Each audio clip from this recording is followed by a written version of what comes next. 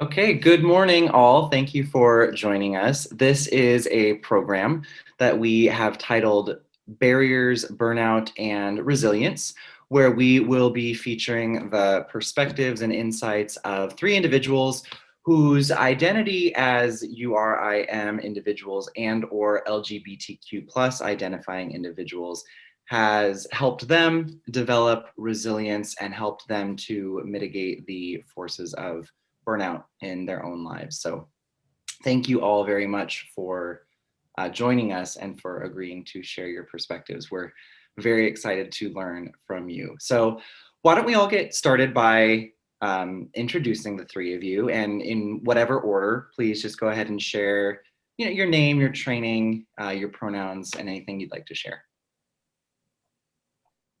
I nominate Cynthia to go first. Okay, so I've been nominated. My name is Cynthia Koch. I use they, them pronoun. I'm a third year at Michigan State University College of Medicine. It's a mouthful. I moved to the United States in 2005, so kind of like 15-ish years ago. I'm a first generation med school.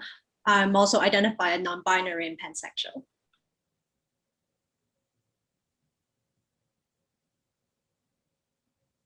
Chase, you're up. All right. Hi, I'm Chase Anderson. I'm a child and adolescent psychiatry fellow at UCSF in my first year, about to enter my second year. Trained at Northwestern for medical school and then at MGH in Boston for residency. And thank you for having me. And my pronouns are he, him, and his. And I'll turn it over to Liz. Hi, everyone. I'm Liz Bonaccia, she, her pronouns. I am a neonatologist. I work at Nationwide Children's in Ohio State. It's also where I did my training. I am Latinx. My family is from Cuba, and I was born here in America. And I'm also a member of the LGBTQ community. I identify as lesbian. It is an honor to be here with all of y'all, even if it is virtual and we don't get to see all your faces today. Wonderful. Thank you so much. Okay, let's jump right in. So the first question I have is for all three of you. What advice would you have for yourself looking back on, let's say, the first day of medical school? What would you tell yourself to have a more successful career trajectory ahead of you? I guess I'll start. I don't know if anybody else had this experience, but medical school is really hard. I was shocked by how hard it was. I had pretty much cruised through until that point. So go study, and when they tell you to go back to the anatomy lab and the micro lab, do that. That's serious recommendation. And that it is a long haul. So really keep in mind all of the things that you're working towards. And at the same time, enjoy the moment while you're in it, because I know I was very much guilty of always looking for the next thing. So lean into where you are.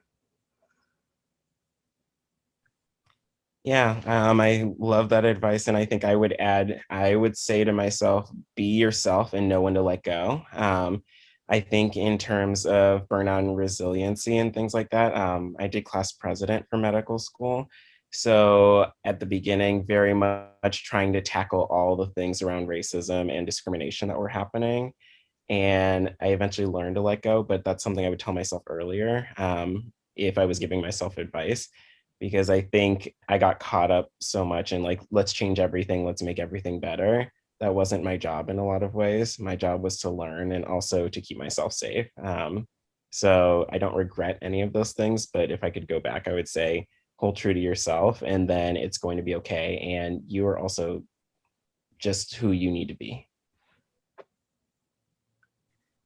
So I actually feel, for me, I'm older. I'm in my mid-30s right now. I almost feel like there is a transformation I hit when I hit my 30s, and I just don't care anymore. And I think that's still really helpful. I think before I care a lot more about what other people think about me, and that actually impaired my process in learning. I think when I started to just be I really don't have headspace to care about what other people think about me. I'm gonna ask the question I want to ask because I want to know the answer, and I don't care if other people think my question is stupid. And then people start telling me I actually ask really good question. So I think one big thing is just be true to yourself and just don't care so much about other people. And I definitely echo Dr. Anderson about being safe. You don't have to take on the world. There's part of me that I really want to change the curriculum, make it more LGBTQ inclusive. But then at the end of the day, I'm like, I paid $250,000 here to learn. I didn't pay $250,000 to do lecture and teaching material development for them while I'm paying.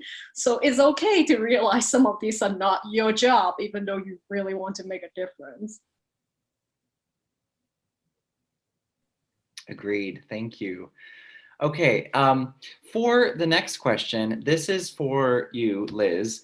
So as somebody who has a position of leadership in academic medicine, what advice do you have for learners, trainees, junior faculty, et cetera? Anybody who encounters barriers to their personal or professional growth? Yeah, I think the most important thing that is easier for me to understand now on the relative far end, I graduated in 2008, so like I'm not that far ahead, is that I think you need to be in an environment that doesn't just accept you for who you are, that it's really an environment that celebrates you. And again, I don't mean to say that you need to change the world like we were just talking about. But if you aren't valued for your amazing hair and your amazing mug with the rainbow stars on it, then you're probably not in an environment where you're going to be your best self. So I think as you consider, where to be in school, where to go for residency, where to go to fellowship, that's probably the most important advice I could give. And I think we'll get into a little bit how you find your community, because those are the folks that help you figure out where that is. And I will just go ahead and say, first of all, that I stand Chase, and he has an amazing webpage, and you must read his article about rank lists, right? And how folks who are in minoritized communities think about environments where they can be, again, safe, but nurtured and valued.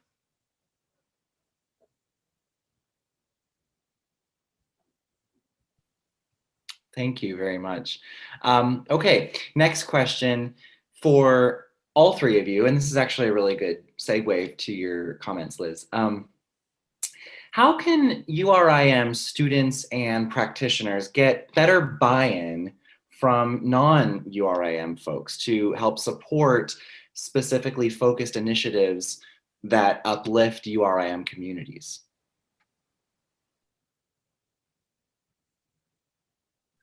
I can go first if that's okay with everybody.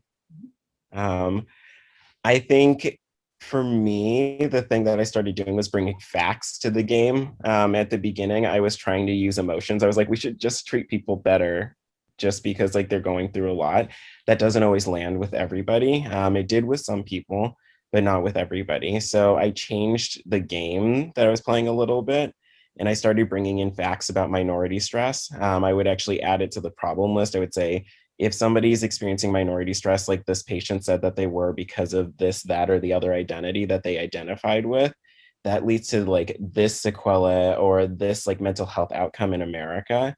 And so I would weave that into the patient's plan. And that actually made people pause, because then it takes like them out of the moment and brings them back into medicine, and brings like some social dynamics into medicine as well. And so then it teaches people to like, people were inquisitive, so they would say like, oh, what is minority stress? Then I could do a little mini lecture on it. That actually got a lot of buy-in, and also doing lectures on it as well.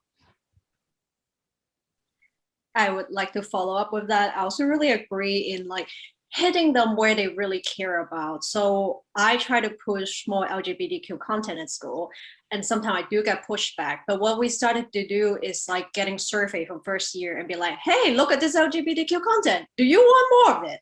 And then when a lot of students say, yes, we would love more of it, we do not think it's enough, then it make it easier for me to go to administration. Hey, I'm not being the pain in the butt, but your student, which you say is very important to you and you want to cater to them, says this is very important to them. So I'm just thinking maybe you want to back up what you said and give us more LGBTQ content. Another thing I also found pretty helpful is to kind of like create some allies. So I'm also in the SMMA, which is more with like Black and brown student. So I work a lot with that community as well. So it kind of like you care about their issue, and that you being present in this space also give them chances to know more about you, and then help them start to care about your issue. And I think sometimes just minority student joining force really help like kind of push the narrative. Yeah, I think understanding folks' narratives to a point is very, very useful, right? So having folks in your circle who belong to different communities, who have different lived experiences, who can share with you what's important to them is big. And particularly when you consider those folks in leadership positions, right? Representation is massive. You know, I didn't have any queer mentors when I was a medical student. There was nobody really in leadership positions in my institution who was Latinx. So for folks like us who are being very visible now, I hope that is helping the next generation see that these issues, whether you are a member of a given community or not, are hugely important. And I think data speaks, right? I do a lot of talking to program directors about the importance of inclusivity and URM recruiting. And when I'm able to give hard data about things like all the systemic biases that play a role in something like your STEP score, that gets a lot more traction than saying holistic review sounds like a good idea. And isn't this obvious to everyone? Okay, next, let's go back to you, Chase. So I would love if you could share more of your thoughts and experiences with minority tax. You mentioned your role as class president in medical school, and Liz brought up your writing. So whatever you would like to share with us to tell us more about how you keep yourself energized as an advocate without feeling overburdened by the pressures of effecting change. Yeah, I think that's an excellent question. The first thing I always want to think about is building awareness around minority tax because a lot of people don't even know it's happening to them. I think when I first began going to medical school, I had come from MIT and things were wonderful and people were really accepting overall. And I was like, oh, the world's right for a Black gay person. And then I got to med school, I was like, oh, it's not. And so I didn't notice at the time that I was being tasked with like helping around like telling people what diversity was and why it mattered and why racism, like why we needed to be talking about it. And then I would get pushback about it when I did bring it up. And I was just like exhausted by the end of first year. I thought about quitting class president. I thought about quitting medical school. I was depressed at the time. And I think what I realized was I started noticing those questions of, what is racism? What do we do about racism? And I'm like, why don't you go read a book? Like, why do I have to tell you this right now? So I think the first thing is building awareness that it's happening to a lot of minoritized people, and minoritized people are tasked with fixing universities when they come in and explaining what's wrong with the university, why that's not their job. Like Cynthia said, you're paying like $250,000 not to tell a university they're racist. We already know that. What are they doing about it? I think as time has gone on, then I also now do calculations in my head of, do I want to engage with this question? Do I have the energy for it? That actually, I set up a lot of strict boundaries, and also just setting limits, because I think limits protect you and they're also a kindness to other people by showing them like, this might not be an appropriate question. It might not be the question that you think it is. In terms of my own personal, like how I deal with minority tax and just burnout in general, I actually take a step back a lot of the time. Writing for me is processing. It's a way of mitigating the minority stress and the minority tax because I'm speaking to it and processing it in a way that I can then give to others so that maybe they can feel better and also know things earlier than I learned them. Because I was learning about minority stress at age 27. I get to send articles and talk to kids about it at like age 13. So that actually helps me a lot by creating a better path for the next generation too. I hope that answers everything. Perfectly well. So on that note, I would love to hear from all three of you about things that you do outside of academia, outside of the practice of medicine, to promote your own wellness, whether it's artistic outlets, writing, meditation, etc. So let's just hear from all of you. So I used to have a lot of hobbies, and now I have a toddler who really takes up a lot of time in a wonderful way. But it is just beautiful to see a 3-year-old sort of exploring questions of identity really early on, and not sort of shackled by all these, misconceptions that we develop as kids. So it's, absolutely hilarious. I also got a pandemic puppy, and I know I'm in company here on this particular group discussion. So that eats up all of my time and effort. And then I'm a big believer in moving your body as a way to help mitigate stress. So I also am a pandemic owner of a certain expensive bicycle product that I will not necessarily advertise for, but that's how I really deal with stress nowadays.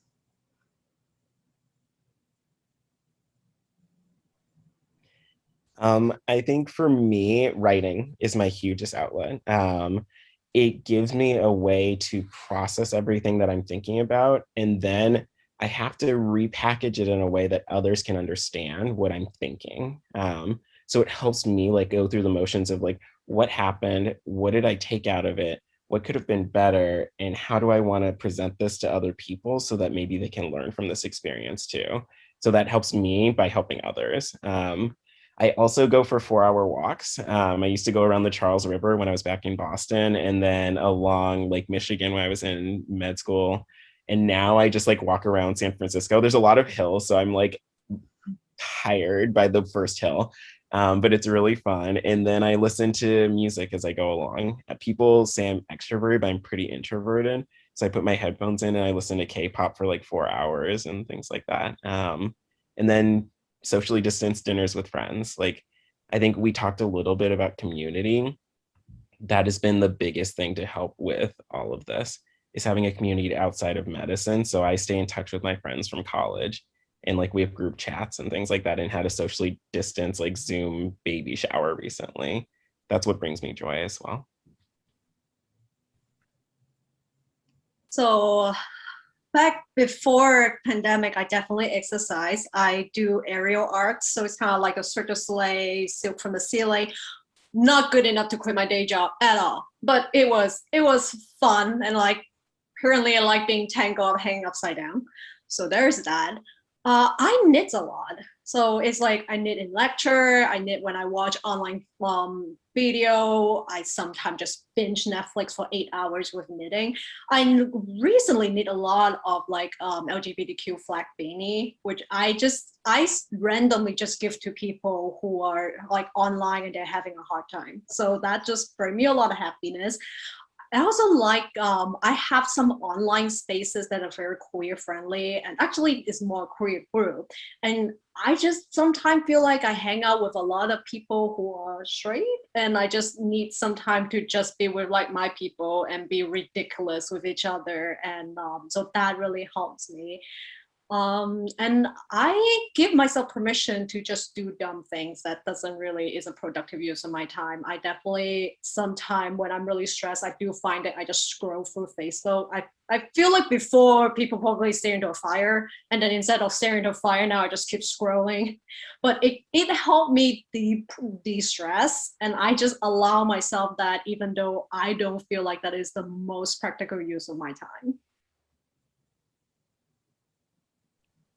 All right, Cynthia, the floor is still yours. So the next question is about microaggressions and macroaggressions. Specifically, what URIM students in medical school or trainees or faculty, what do you think about micro and macroaggressions, and what advice do you have for URIM individuals to confront them? I think there's like a couple ways. First, like I think wherever I feel people are being aggressive, first I kind of take a pause and be like, are they really, really aggressive first? Because I do have people who are great ally, who are very well-meaning, and just did something mess up, and they don't mean it. And so I definitely pause and be like, is that one of the case? Can we talk this out? Or is this something that I need to figure out what to do? Another thing is like also tell myself that like, I am a student, and especially I'm a trainee in the academic ladder. I'm not the top of it, and I know it. And it is okay if I just try to keep myself safe. It's not that every single time I need to speak up, and if it's not safe for me to speak up, I don't have to. I'm giving myself the permission to not speak up. Another thing is like I'm very big on finding allies. I feel like my school surprised me in how supportive sometimes administration are. So especially beginning of third year, I'm not exactly very comfortable sharing my pronouns, especially because I start with all surgery clerkship. And my associate, what was the I don't know, remember her title, but the person that handled our eval, she actually approached me and be like, hey, like, I noticed they coming in with your wrong pronoun, misgendering you. Would you like to just, is it you tell them and they're not respecting it? Is it like, they like you didn't tell them like what's going on? I tell them I'm not exactly comfortable with that yet, and they just offer like, hey, can I just switch all your pronoun for you, so when you read your eval it's the correct pronoun, because I don't want you to be reading eval and misgender you. So sometimes you find allies in space that you didn't thought you would find them. But I guess like I'm lucky in that I haven't really like go into places that people are very like aggressive. I do feel like at this day and age, usually it's like a little thing. And I think part of it helping myself is I try to wear a pronoun pin. I try to be, I definitely queer code myself a little bit. So sometime is that like, I think that stop people from being very aggressive in the front end, because maybe they want to talk like badly about a LGBTQ patient, but then they turn a look and take a look at me and I definitely look visibly queer. And then they're like, maybe I wouldn't say that. So I actually think being like more out has helped me. And another big thing is like, I think I go back to, I think a lot of people ask me, would I do it again? I didn't apply for medical school, like being out. A lot of people ask me if I do it again, would I have done it? I actually think I would have, because there's this thing about if I'm going to spend 4 or 5 years here, the easiest thing to do is not get into a place that are very not supportive to begin with. And like, I also know that some people tell me some residency might just lie and say they're supportive and then they're not. So having a network of LGBTQ like resident that actually like tell you what program are friendly, that helps. Okay, thank you. So for the next question, I'd love to hear from all three of you. And I'd like to know, what are some changes that you all would like to see in the near future that might improve the landscape of resilience and mental wellness for URIM students and faculty? I'll start by saying I want to see faculty doing more of the heavy lifting, right? So we're in this generation where absolutely our students, our residents, our fellows, they are amazing, right? These are not folks that will be leaders, they already are leaders.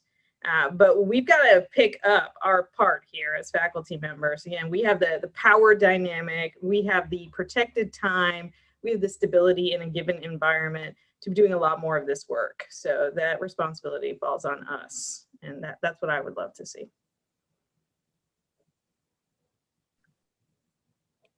I love that, Liz. As a trainee, hearing that just like makes me feel safer already. Like my stress decreased by 50% just hearing that. So I think I would add on to that, just listening. I want faculty to listen more. I think when we bring problems, or there's this thing that can happen where because that faculty member went through problems on the like themselves, then they start enacting those problems on the next generation a little bit. I want people to just sit back and listen. It's part of like psychiatry, is sometimes it's best not to talk.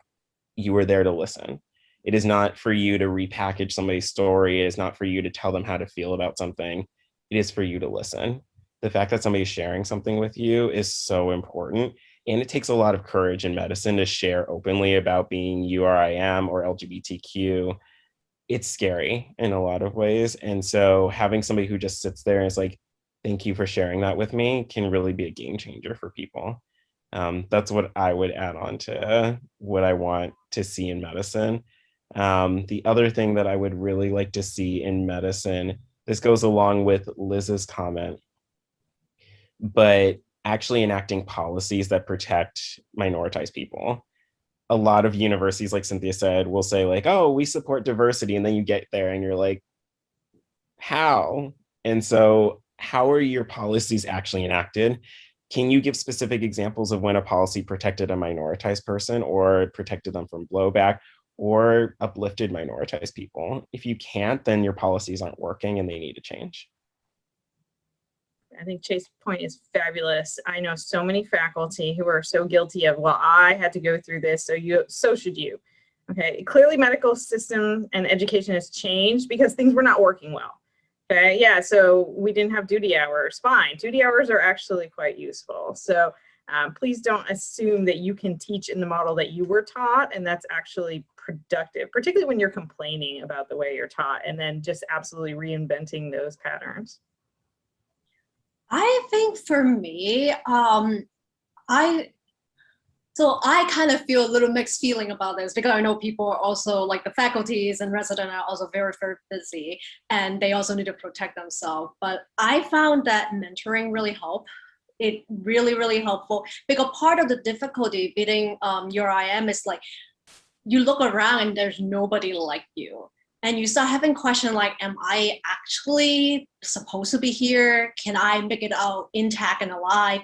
And just knowing people that have been through it and be like, yes, you can get out of it. Things do get better. The system changed from a long time ago and it is getting better. And you're like, oh, okay. So even though I'm frustrated, I know that things can get better and it is getting better. That's very helpful.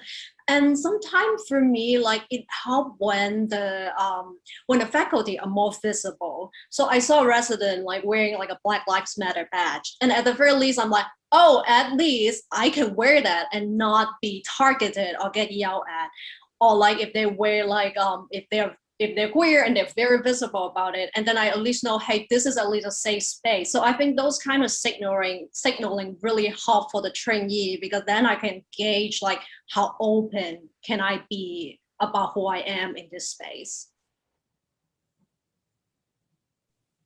I love that. And Liz, to your point about, oh, it was always this way. This was my experience in medical school. So now I'm just going to like pass on the baton and it's going to be this way for you. I think that quite often becomes sort of the fallback for individuals in leadership and in medicine. So I love your thoughts on that. I think we have time for probably one more question. And I'd like it to focus on intersectionality. So all three of you have shared multiple components of your identity as somebody underrepresented in the pursuit of a career in medicine, whether because of being an English language learner, an immigrant, a person of color, somebody who identifies as LGBTQ+.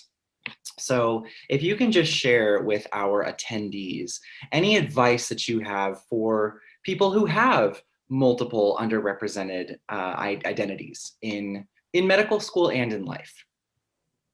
So I'll start with a little bit of what might be the more negative aspect to it and then how to mitigate it. So I think one of the challenges of being intersectional is sometimes you feel like there is no safe space. All right, so within the Latinx community, being LGBTQ is often looked down upon. All right, within the LGBTQ community, there are significant problems with racism and anti-Latinx tendencies. So it feels like you're not safe anywhere. And I think to mitigate that, what I have found incredibly useful, getting to Cynthia's points about representation and mentoring, is to go to spaces like social media, where now you can reach folks that you otherwise would never have had an opportunity to encounter, and to say, okay, here's somebody else who knows what it's like to navigate life as a Latina who's also queer.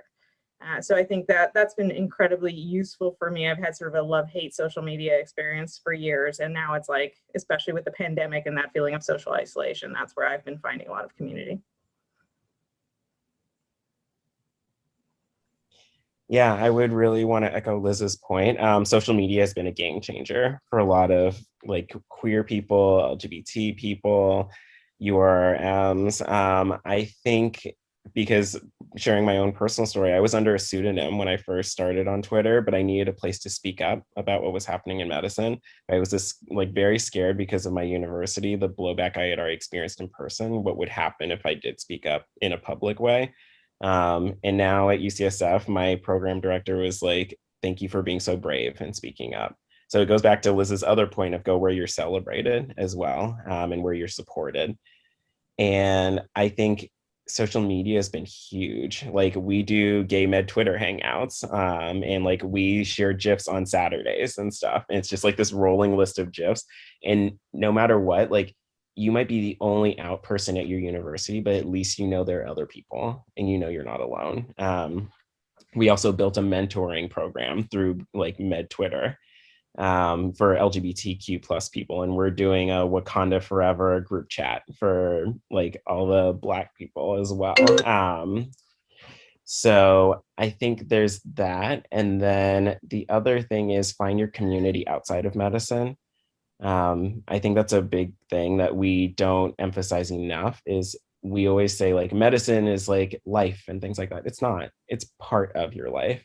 It's another facet of your intersectional identity. And then the last thing I would say is leverage your different personalities for your gain. An example is when I walk by police people, I inflect my voice up and I like do different things. So I seem more stereotypically gay. It keeps me a little bit safer with police. In medicine, I inflect my voice up sometimes like with attendings who have biases against like African Americans. So it doesn't seem like I'm challenging them. So think about how do you leverage your intersectional identity for your gain, as well as then making changes and going back to what Cynthia says, being out there and being open, because it will help the next generation too, just seeing you being yourself. I gotta say, Chase is being too modest. Like the mentoring program that he put together on Gay Man Twitter, he did all the heavy lifting, and like ERAS and RMP could take some notes. Okay, it was fabulous. So how do I get on this Gay Med Twitter thing? I need you to include instruction because I need to get on it. Yeah, I definitely think that I wouldn't thought like having friends and community outside of med school help, but it actually really helped balance yourself. Like especially when you talk to people who have literally no clue what you're talking about, you're forced to talk about something that's not medicine. And in med school, that really helped balancing it. I think for me personally, how to embrace my intersectionality is something I actually is learning because I grew up in Hong Kong and being queer was not very celebrated. And I think kind of to circumvent that pain and that hurt, I kind of almost try not to associate and think about that. And I just like really embrace my my queer side and be way more visible in the arena. But it more and more dawned on me is like, hey, if I want to help another queer Asian kid to feel more accepted, I'm actually in a really good position to do it. So I think sometimes it's also learning how to embrace your intersectionality and just like get in there, even though it might be uncomfortable for you. And part of it also, like, again, like what Chase said, play to your identity. I mean, like, yeah, Asian people don't like gay people, but they freaking love doctor though. So you use your doctoress to mitigate your gayness and trying to get them to get on board with you to maybe don't mistreat their gay kids. So sometimes it's just it's playing a game, and I don't know if it's a good thing or a bad thing, but I almost feel like you learn to be kind of strategical about it to get what you want out of a situation.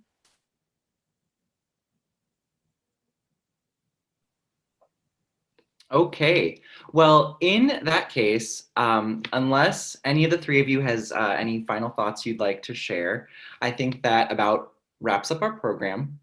I would love to personally thank each of you for sharing your thoughts and for participating in this little panel. I think you're all so wonderful. You're bright and you're compassionate and you are advocates and mentors, and you three are examples of what we need in medicine. I think it's clear that being a physician is no longer just about being a good scientist or a good diagnostician, but also a community leader and an advocate and an agent for change. And the three of you are wonderful examples of that. So thank you very much for participating in this panel. Thank you for having us. And to everyone watching, again, you are our future. We're so excited to see everything that you accomplish, and whatever we can do to support you, we're here for you. Yeah, thank you very much for having us. This was really an honor. And yeah, I want to echo Liz. We're all here for you. You're not alone. Like, I always want to put that out there. We're all here in this together. So let's work together and make things better. Yeah, I really agree with that.